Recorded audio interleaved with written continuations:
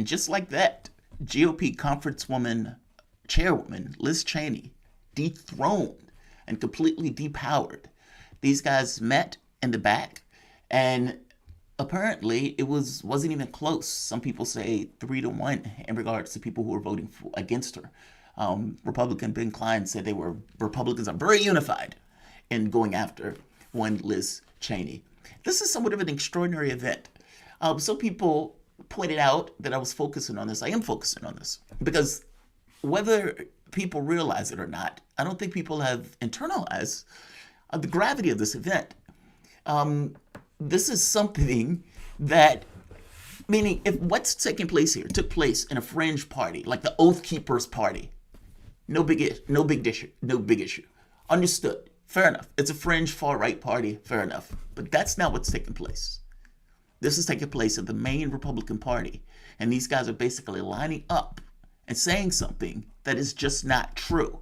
And all of them are doing it, one after the next, with her not getting much support at all, if any, and the people who are the most vocal about it going after her.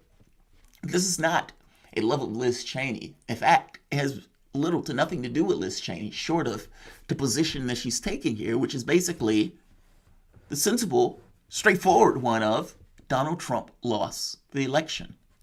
This is not about her being a neocon. Don't misunderstand me. She is a neocon. That's true. But that's not necessarily what this is about. Her big argument, and the argument that they keep wanting her to shut up about, is that Donald Trump lost the race. Donald Trump lost. Donald Trump failed. He lost the race to Joe Biden. And in saying that he lost the race to Joe Biden, this is unpardonable. Liz Cheney's voting record was basically line in line with Trump. So it wasn't like these guys are diverging extraordinarily on issues of policy. Yes, on issues of foreign policy, they're going to disagree and whatnot. But from the standpoint of the policies that these guys were putting forth, she voted along with him on the majority of these things. So it's not like, oh God, these guys are divergent in points of view and this is an ideological struggle between these two forces. No. I don't necessarily know if I'm infusing Liz Cheney with certain ideals in regards to government and whatnot, so I'm not going to do that. What I will say is that on some level, if the entirety of the Republican Party almost is lining up behind this idea that, no, we're voting against Cheney, in doing so, we are voting for and with Trump, the guy that tried to overthrow the government of the United States. That's who we're voting for. And not just that. We are, in this vote, basically saying that it's a lie to say that it is a lie that Donald Trump failed. Meaning, we are basically saying that Donald Trump was cheated out of the race. Each and every one of those people that voted against Liz Cheney because of her denunciation of Donald Trump is basically saying that. And again, if this is a far-right party that wanted to overthrow the government of the United States, then fair enough, that would make sense. But this is the majority of the House of Representatives in regards to the Republican Party. And they are lining up saying, get rid of her. Shut up. Just shut up. Lindsey Graham, for God's sake, he's in the Senate. He is even saying, look, I like Liz Cheney, but Donald Trump, he's the future of the party. And the question becomes, what does that mean? Do you honestly believe that that neocon, Lindsey Graham, the one that argued against Rand Paul on this notion of detention of an individual and for involuntary for extraordinary amounts of time without necessarily having a court case, saying that, look, sometimes you got to hold people and you got to hold them for a long period of time. I mean, you can't always get them a court case. And Rand Paul said that was basically monstrous. Meaning Lindsey Graham has no issue kicking down doors and knocking over countries. And yet, even he comes out and goes after Cheney. Donald Trump is being basically a gravity unto himself. And is such a gravity to himself that all of these guys, many of these guys hate Donald Trump's guts if you were talking in private. And yet, look at their vote.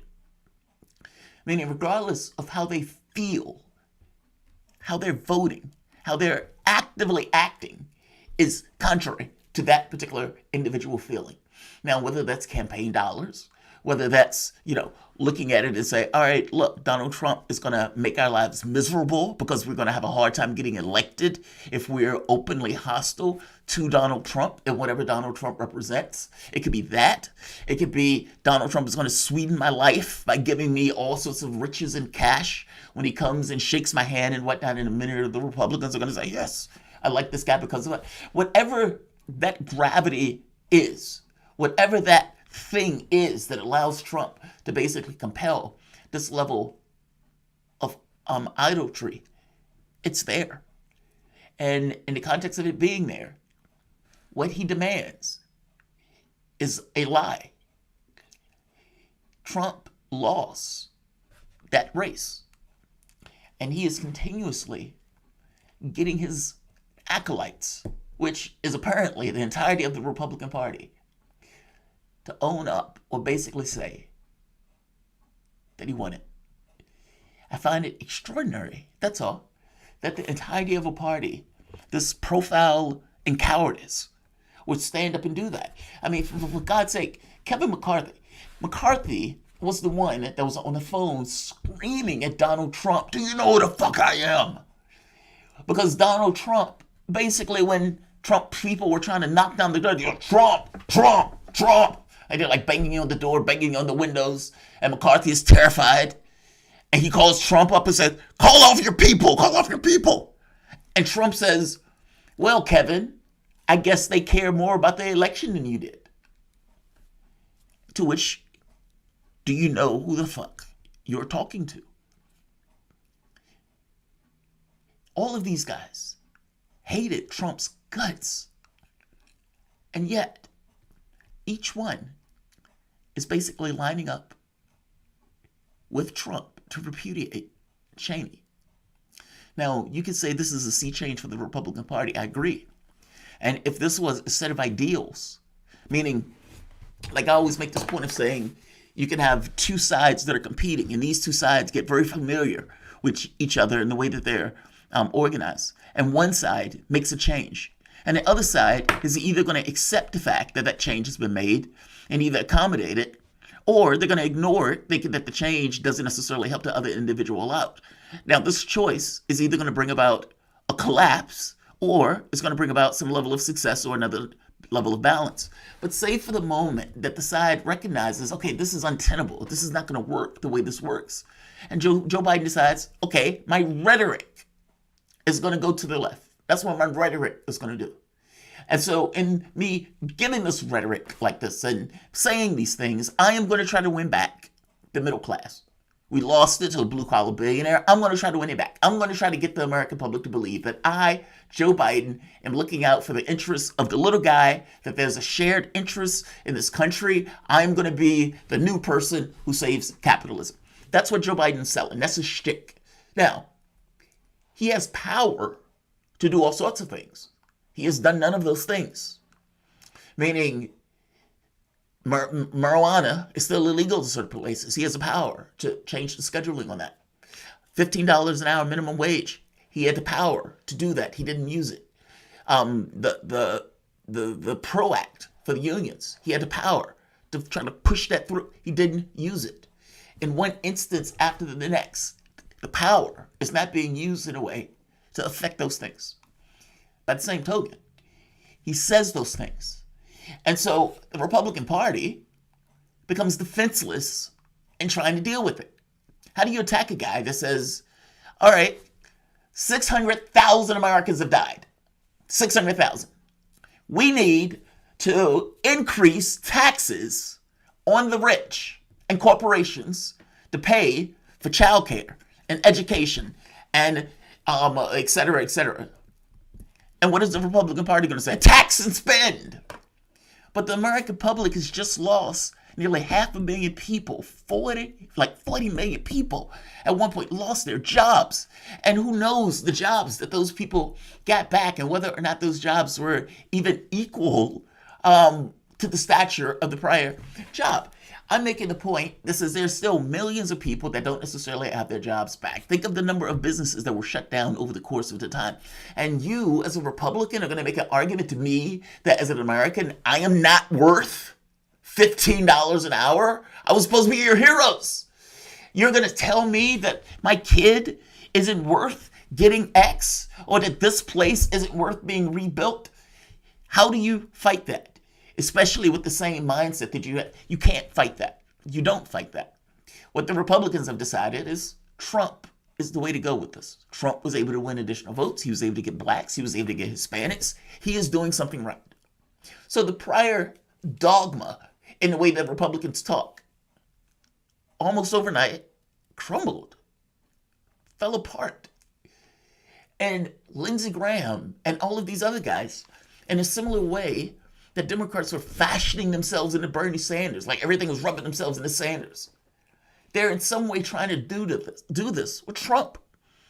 And, it's bizarre because it's not like Lindsey Graham's policies have changed.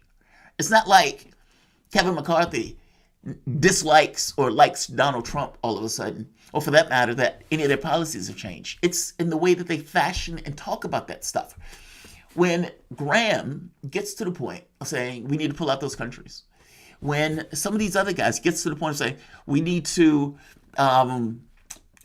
increase wages to X amount, we need to provide childcare, we need to get X or Y to get American business back into the country. When stuff like that starts to take place, then I would say, okay, there's something different here.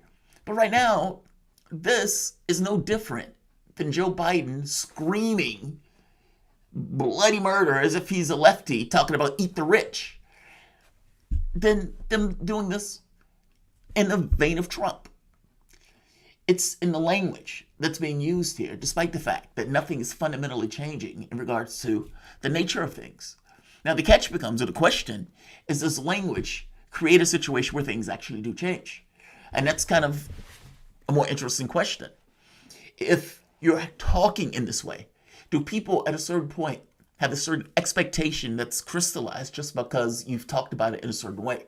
And so it feels like, okay, there's a failure here because the language is not matching this. And it's such a dramatic departure that something needs to be, like, does that start to take place? I don't know. And to be fair, Joe Biden is proposing, $4 trillion in expenditures or whatnot. And the Republicans on this are either going to have to work with him or rebuff it. Now, their plan is nowhere near the level of Biden's. Biden has enough power to push it through if he wanted to, because they can still get rid of the filibuster at this point. Does he have the stones to do it? Does he even have the ability, from the standpoint of the physical prowess, to do it? That's the question, right? You can say whatever you want. What are you going to do to get it through? And so Republicans, however, are going to, look, they can push against this all they want. They're going to get rolled over on this. But I guess the point behind it, and then more importantly, what does it mean now that these guys are all of a sudden giving their lives and selling their lives to their souls to Trump in a blood contract? And like I said, my issue is not so much a set of values. If all of these guys were basically saying, okay, we're signing up to the Trump platform, and these are the policies that are associated with Donald Trump. I have no idea what the policies are associated with Trump. It's just Trump. That's all it is. It's, I like this guy. I like that guy. I like that guy. That, in and of itself, is enough. Those are all the qualifications that an individual needs. The woman that's getting it, what's Stefanik? I believe her name, Stefanik. She's a lib. I mean, she's more moderate in regards to her policies. And from the standpoint of the way they voted, I mean, Liz Cheney voted far more in line with Trump. So again, this has nothing to do with policy and how these guys are voting. This has to do with one thing. Trump. Are you going to accept the lie that he was cheated? And it's astonishing, it's breathtaking that one of the major political parties of a country is repudiating democracy itself and saying, yes, he was cheated. That's what that vote means. I mean, like, people need to reconcile themselves with that. That's what I'm saying. This is monstrous. You had a putsch attempt against the government of the United States. And on top of having the putsch attempt against the government of the United States, you then had a party to turn around and not repudiate it in the strongest form that it could possibly be repudiated, and instead let it ride. That guy who did it once is now saying, I will run again. Now, whether or not Trump can get elected again, who knows? But for the major party to say that guy is right, I'm sorry, that's astonishing. That's all. This is not a platform. That's the point that I'm getting at. That's why if I have any feeling of severity on this is not a platform. This is idolatry. We just believe in Trump. And I don't know what that means. I don't even think Trump ultimately knows what that means. This is Liz Cheney responding to her being fired. Come on, Liz. Come on, Liz. Liz, I gave you a pretty decent intro. I think you just froze on me. Oh, by the way. To thank very much. Have no doubt. A broken clock is right twice a day. And just because Liz Cheney is acknowledging reality, Donald Trump lost the race, doesn't necessarily mean that Liz Cheney has all of a sudden become love and light. This is still Liz Cheney. This is Darth Vader's daughter. And the same neo-Conish ways and places the bomb and everything, that's still her. None of that stuff has changed. It's just she acknowledges the sky's blue, water's wet. Donald Trump lost that last race in 2020. That acknowledgement of reality, that low bar, and especially a low bar if you're in government, meaning if you're working in the government of the United States, the mechanics of the system itself, and yet you are at once repudiating that system by taking a vote or repudiating it, let's say, in this kind of experiential act, by taking a vote that basically says, yeah, we believe the lie that Trump won. That's astonishing. That's astonishing. And, not everybody agrees with me on that, but those people are wrong. It is. It is a repudiation of this government, the same government to which these people are working, and taking this vote. It's astonishing. It has blessed America, Mr. Speaker. But our freedom only survives if we protect it, if we honor our oath taken before God in this chamber to support and defend the Constitution, if we recognize threats to freedom when they arise.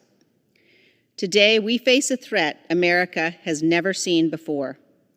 A former president who provoked a violent attack on this Capitol in an effort to steal the election has resumed his aggressive effort to convince Americans that the election was stolen from him. He risks inciting further violence. Millions of Americans have been misled by the former president. They have heard only his words, but not the truth, as he continues to undermine our democratic process, sowing seeds of doubt about whether democracy really works at all.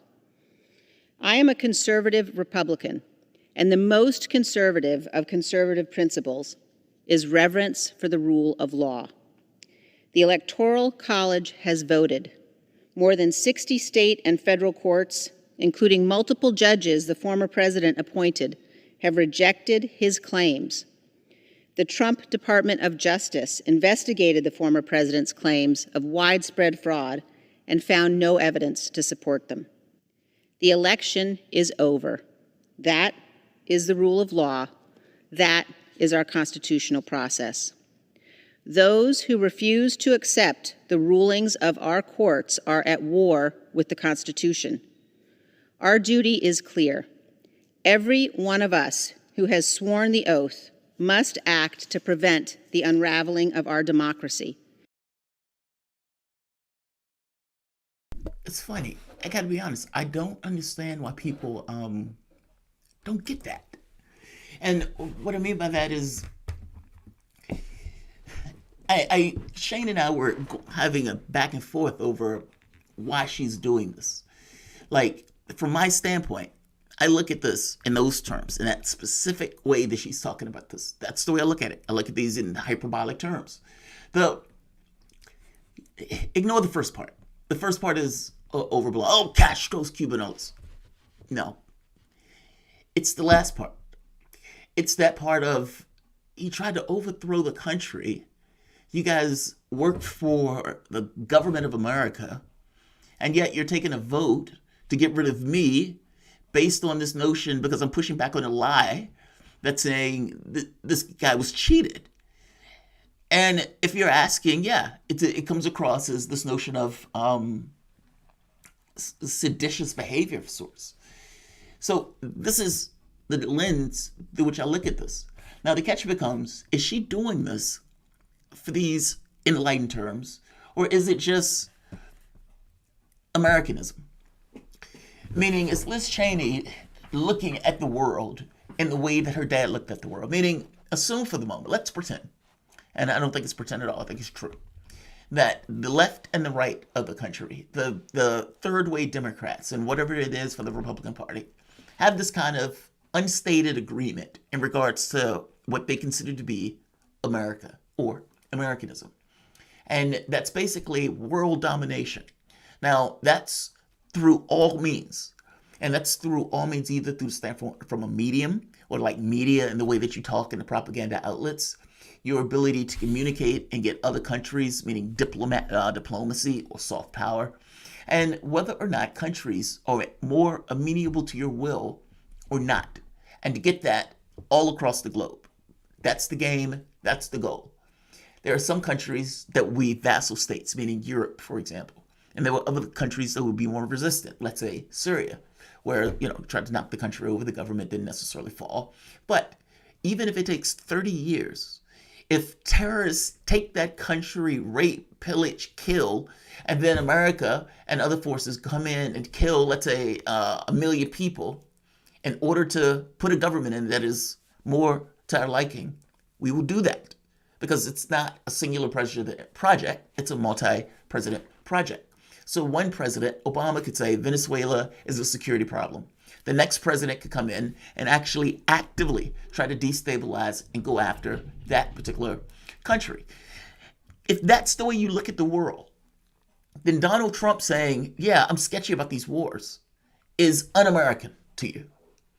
Like, if you look at the world through this vision of, this is what it is to be an American. It is our burden of sorts to basically go across and cover up the world. And Donald Trump is challenging that and saying, look, we need to stop these wars. We need to pull out of these countries. We need to stop doing this. This is almost a betrayal of sorts on some level in her eyes. Is it that base and that straightforward that the lie or the constitutionality of this stuff is being used to kind of coat this kind of more base nature of you're pushing back against what it means to be an American, or this notion of Americanism? I don't know. I mean, and to be honest, it doesn't have to be one or the other. All that stuff can be wrapped in together. That this notion of Americanism means to be out in the country, in the world, and whatnot. She thinks he's being less safe and going out or trying to pull back the troops. And in doing so, she's pushing back that much more strongly against whatever it means to be Trumpism. I don't know. I know from the way I see it, and I don't necessarily look. Every person who is on this channel, every person who's on Patreon can leave me. My point of view on this will stay the same. It is dramatically problematic when one of the other countries or one of the other parties basically reject the results of an election, and for these guys to line up and do so openly and in representation or representative fashion, ejecting the person who disagreed with them. It's astonishing. I'm going to say like. I'm going to say share. I'm going to say subscribe.